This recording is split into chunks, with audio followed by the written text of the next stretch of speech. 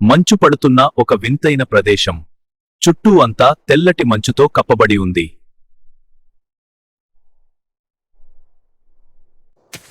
అయ్యో, నా పిల్లలు! ఎవరైనా సాయం చేస్తారా? అయ్యో దేవుడా, ఎలా ఇక్కడ పడిపోయాను? నాటి తన పిల్లల కోసం ఆ నక్క ఎదురుచూస్తూనే ఉంది.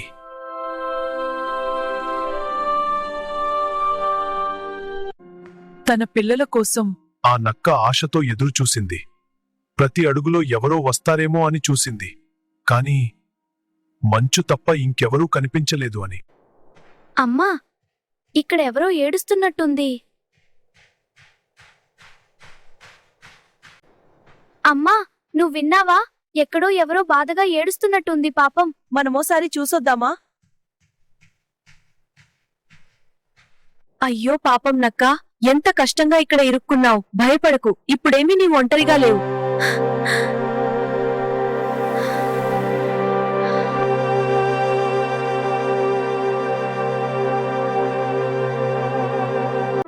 భయపడకండి, నేను నెమ్మదిగా వస్తాను.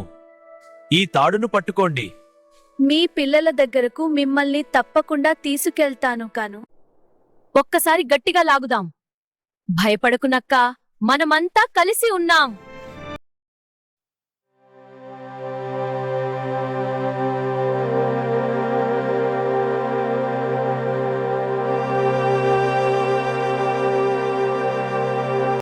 నా పిల్లలు, మీకేమీ కాలేదుగా?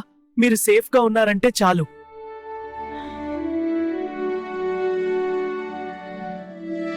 మీరు లేకపోతే నేను నా పిల్లలను కోల్పోయేదాన్ని. ఈ ఉపకారం ఎప్పటికీ మర్చిపోలేను.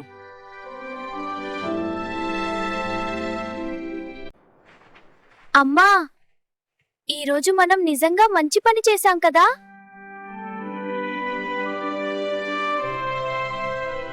మంచుతో నిండిన ఆ లోకంలో చలిని తట్టుకుంటూ నిలిచిన ఒక చిన్న ఇల్లు. అదే వాళ్ళ ఇగ్లు. ఏంట్రా బంగారం, ఇంత లేట్ అయ్యింది? ఏమైంది బయట?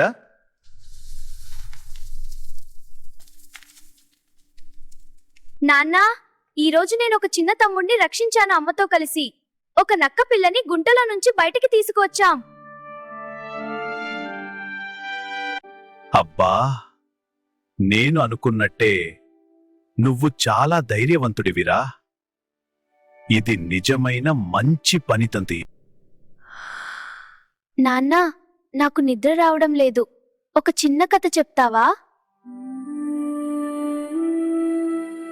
అనగనగా నాన్న చిన్నపిల్లగా ఉన్న రోజులలో ఒక వింత సంఘటన జరిగింది అని. నేను నీ వయసులో ఉన్నప్పుడు మంచులో ఆడటం అంటే చాలా ఇష్టం రా. ఏమీ తెలియని వయసు, భయం కూడా ఉండేది కాదు.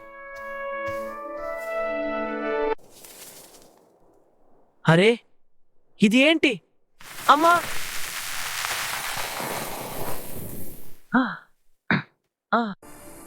ఆ క్షణంలోనే మంచు కింద మరో లోకం ఉందని నాకు అర్థమైంది.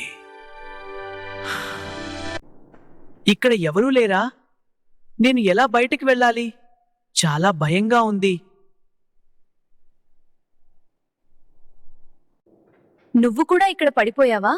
మేమంతా అలాగే వచ్చాం. ఇప్పుడైనా కలిసి ఉంటే బాగుంటుంది.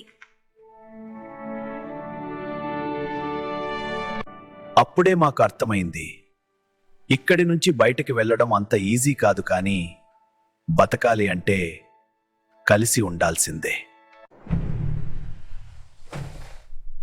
ఇక మన దగ్గర ఏమీ లేదు. ఇలా అయితే మనమంతా ఎంతకాలం బతుకుతాం? భయపడితే ఆకలిపోదు.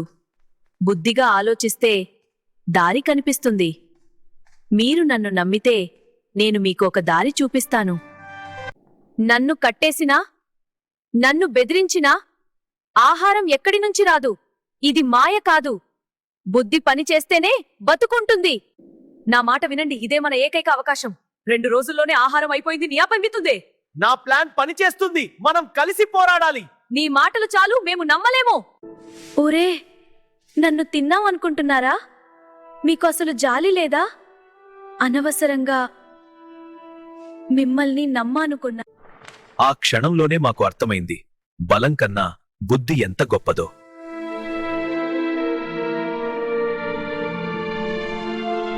సుమి, మేము నిన్ను తప్పుగా అంచనా వేసుకున్నాము. మన్నించు. నీవు మాకు చాలా ముఖ్యం. మనము కలిసి ముందుకు సాగాలి. మా కథ మీకు నచ్చితే దయచేసి ఈ వీడియోకు లైక్ చేయండి. ఇలాంటి మరిన్ని కథల కోసం మా ఛానల్ను సబ్స్క్రైబ్ చేయడం మర్చిపోవద్దు. మళ్ళీ ఇంకో కథతో త్వరలో కలుద్దాం.